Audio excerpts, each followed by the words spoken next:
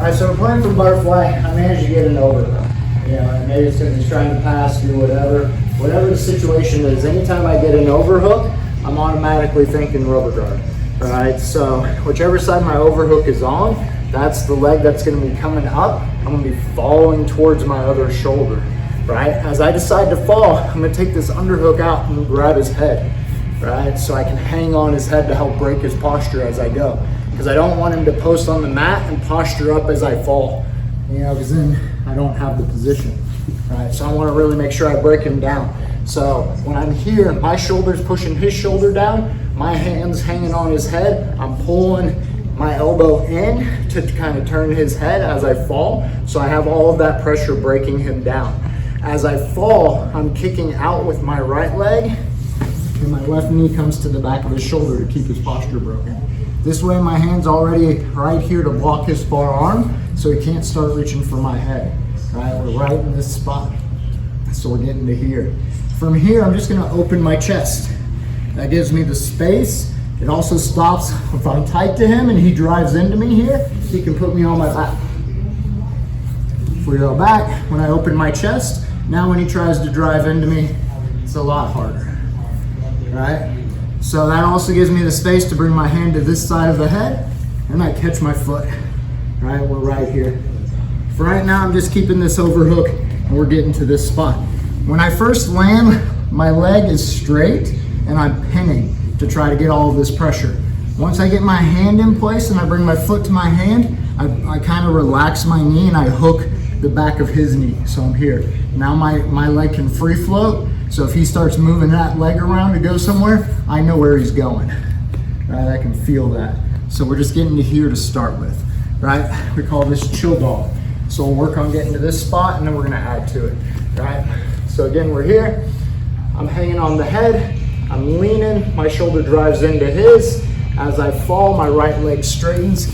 My left knee comes to his shoulder. I open my chest up. Right? If I stay tight, he's just gonna drive and put me right on my back. So I open my chest up, that gives me the space to bring my hand in. This also helps stop him from driving in. Bring my foot to my hand, and we're right here, my leg relaxes, my hook is connected to the back of his knee. Right? So let's play with that first and then we'll go from there. Let's hit it, 3, 2, 1.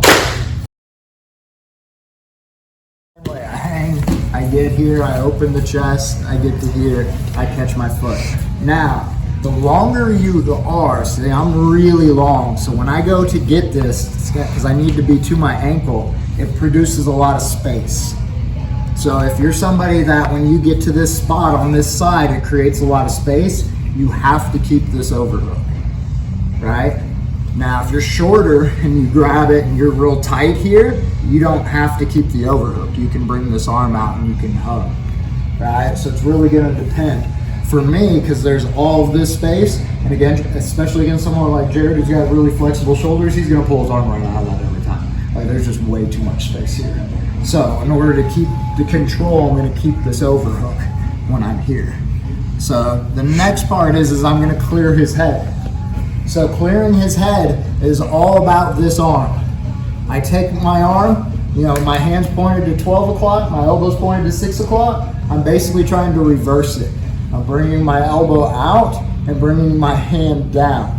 This is gonna get my hand on top of my leg and allow me to push my foot under his chin, right? So we're here.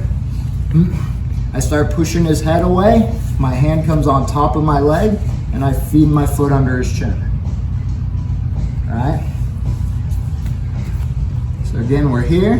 I push, feed it under his chin, right? When you do this, my hand is facing me the whole time. I see people do all kinds of weird stuff here. They turn their hand away, they start to push out, then they just pull it over. If I just pull it over his head, I'm not gonna get under his chin. I'm gonna be on his chin. There's still stuff I can do, but if I'm under his chin, I have more options. I have more chokes and stuff available to me. So I wanna get all the way under. So we call this move the Kung Fu move because it looks like something out of a Kung Fu movie. But again, I'm pushing with my elbow out until my hand gets on top. If you don't have enough flexibility in your shoulder, you won't be able to do this. So if you're having an issue and you can't quite get there, we'll talk about it. but I'm pushing away, coming on top, feeding it under, right? We'll just worry about doing just this move is all we're gonna add. Make sense? All right, let's try it. 3, 2, 1.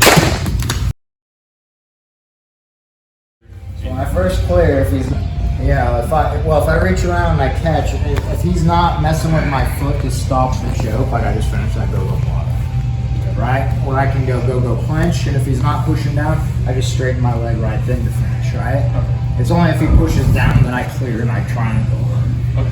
Right? So, so it's, if I'm playing that go-go game and he's not messing with my foot at all, like he's getting choked. Right, so like they almost always grab your foot because that's the only way they don't get choked instantly, right?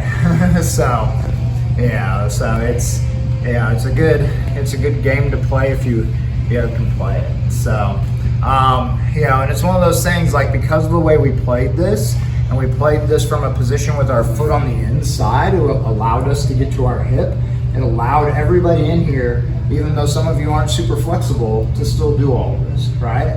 If I tried to play this game flat on my back, then it requires a lot more hip flexibility to play this game, right? So that's the difference.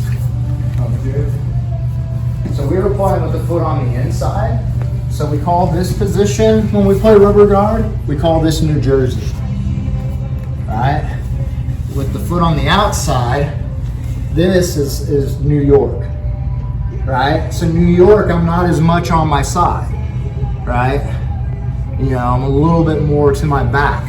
I can get a little bit to my side, but I can't get as far to my side as I can with Jersey. And because of that, it requires a little bit more flexibility to play from New York, right? So if you're not real flexible, New York's not going to be your game for rubber guard at all. If you have the flexibility, you can play either one, right? Like, it's not going to matter. But, especially if you were having trouble with New Jersey clearing and doing all of this, you're not going to be able to play New York, right? So but if you get more flexible, you can play either one. The benefit to New York with my foot on the outside is it makes it harder for him to pass my guard while I'm doing all of these attacks.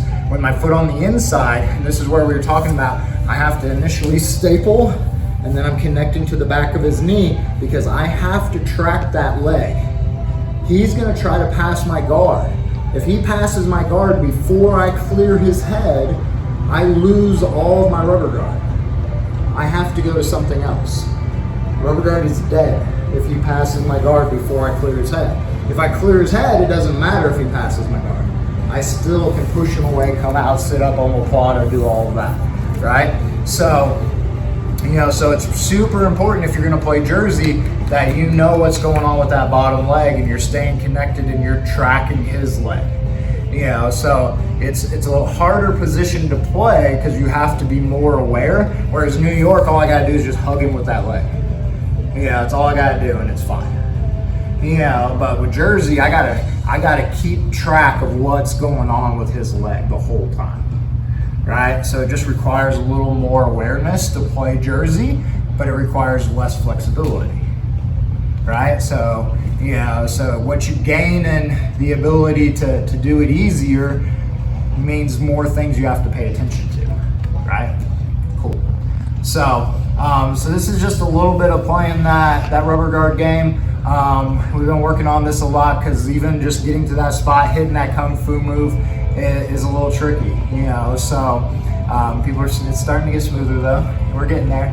So, and once you get it down and you get it smooth, like it gives you that option to play this rubber guard game. So I know a lot of people come in here, they drill rubber guard and they never attempt it when they live roll. And it's one of those things where it's like it's such a good position to control your partner, and keep their shoulders locked, and keep their posture broken, and it gives you a lot of options to attack, and they don't really have any options to attack you back. All they can look to do is pass your guard or get out of there. So kind of reverse the position. So try to get you back on flat on your back, get their posture back, things like that. They can't really attack you at all from there. So you have all the attacks and they have none. Like, that's a good spot, right? So it's and from a self-defense perspective, if I have RubberGuard, he can't really hit me or do anything that's gonna hurt me. You know, he's too tight to me. You know, if he tries to like rabbit punch me with that outside arm, I'm just gonna roll him over and I'm gonna be on top. You know, because he has no base and his other arm is trapped. You know, so he can't really do anything to harm me, right? So I'm perfectly safe in that RubberGuard position. You know, so it's just learning, you know, how to play it. The big thing when you play it is you don't want to be completely flat. And if I'm playing this leg, I definitely don't want him to get me on this hip, right? Now it's gonna be super hard for me to do anything because I don't have the flexibility from this side at all. You know, so I really gotta try to stay on the opposite hip or of the side that I'm playing RubberGuard. You know, so, you know, I need at least a little bit. If I could get all the way, it's even better. You know, but I need to stay there. And then the last thing that I always talk about with RubberGuard is whenever you're playing, and especially as you're learning to do Kung Fu moves and these things, you want to pay attention to your knee and your ankle. You know, if your ankle comes closer to your face than your knee, you're putting a lot of stress on your knee and you can actually hurt yourself. I've seen it happen even to one of our top guys who's a really good RubberGuard player. In a tournament recently, he popped his own knee trying to clear the guy's head. So it's one of those things that you have to be aware that your knee stays closer to you than your ankle. As long as that's the case, there's no stress on the outside of your knee. The moment your foot comes closer to your face than your knee, now there's all this pressure on the outside and you can pop that outside ligament, the LCL. You can dislocate the fibular head, the bone out here, like you can mess yourself up. You know, so this is where you'll hear people talk about RubberGuard's bad for your knees. It is if you don't know what you're doing, right?